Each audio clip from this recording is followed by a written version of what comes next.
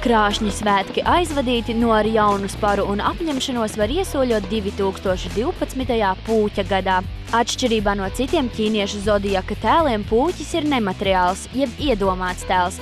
Citi austrumu astroloģijas simboli ir reāli eksistējoši dzīvnieki. Līdz šim pūķis manīts vien grāmatās, filmās un multfilmās. Ko tad no šī mītiskā tēla var sagaidīt? Pūķis ir, var teikt, dzīvo debesīs, ir smalkā plānā, jeb astrālā laukā. Ja? Un tāpēc pavisam savādāk ir tā attieksme. Ķīniešiem ir ļoti liela cieņa pret viņu, kā mēs zinām, jau diezgan var redzēt televizorā. Ja? Tur ļoti godā to spēku, ja? Jo tas ir kaut kas tāds, ko nevar kontrolēt.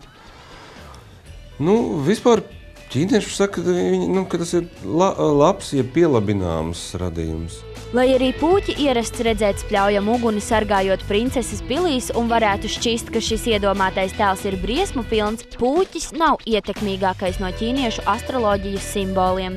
Katrs tas zvērs par kaut ko atbildi, ja, kā ezotērikā saka. Viņš atbild par radošām lietām, par drosmīgām izmaiņām, kuras diktē nevis kaut kāda cilvēka griba, bet kaut kāda ietekums, kad teiksim, vienlaicīgi daudziem cilvēkiem rodas vajadzība kaut ko mainīt, piemēram, ja, vai tehnoloģijā, vai radošajā sfērā, vai politikā, vai ekonomikā.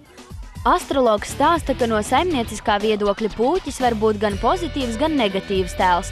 Lai arī pūķis nav ģimenisks simbols, tas var nest pārmaiņas arī ģimeniskās attiecībās.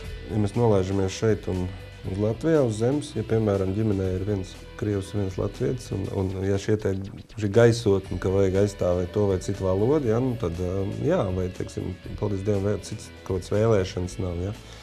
Un tad varētu ietekmēt tā, kad polarizācija notiek, ja. Kad, tad mēs pa savējiem, un tu kā gribi, tad aizklātās vēlēšanās vīrs to, sieva to. Tad jā, bet vai, teiksim, vai Latvija ir laba zeme, vai tur ir tāds režīms ir labs, vai tas, teiksim, tādos jautājumos domstarpības var iet ģimenē, bet primāri tā nav ģimenes tēma. Ko pūķis nozīmē mūsu naudas maciņiem?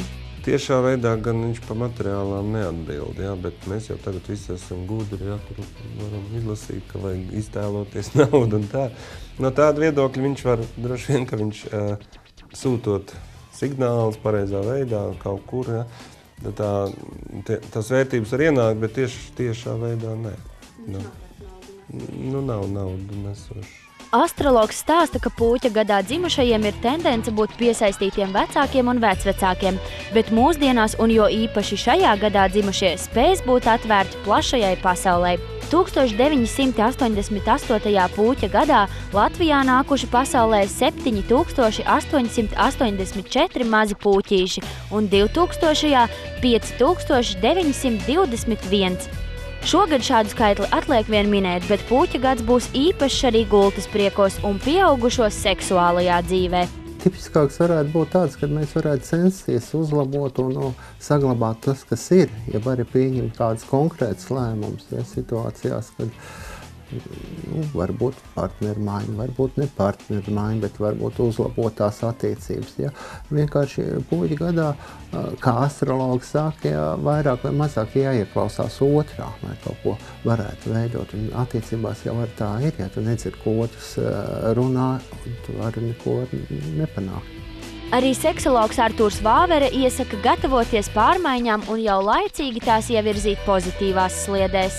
Noteikti būtu jāpievērš uzmanību visam, ko rakstam pozitīvajam, un jācenšas iet uz to pozitīvo, jo negatīvajā mums dzīvē ir pietiekoši daudz. Un saskatot visu to pozitīvo, un tā kā pūķis vairāk vai mazāk tad drosmīgs ir, ja, varbūt arī, ja kādam ir kādas problēmas vai kas, uzrīksēties, sākt runāt, sākt risināt viņas. Seksologs iesaka nepaļauties uz to, ka ieradīsies lielais drosmīgais pūķis un atrisinās visas problēmas. Ar tām jātiek galā pašiem, bet, lai to izdarītu, var likt lietā izdomu.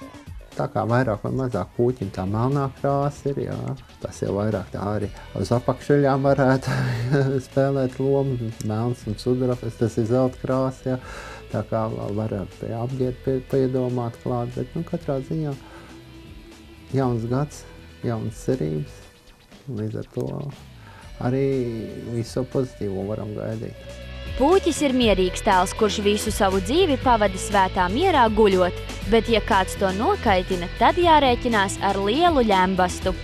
Rūta Čivča, Edgars Jākapsons, Tautas balss.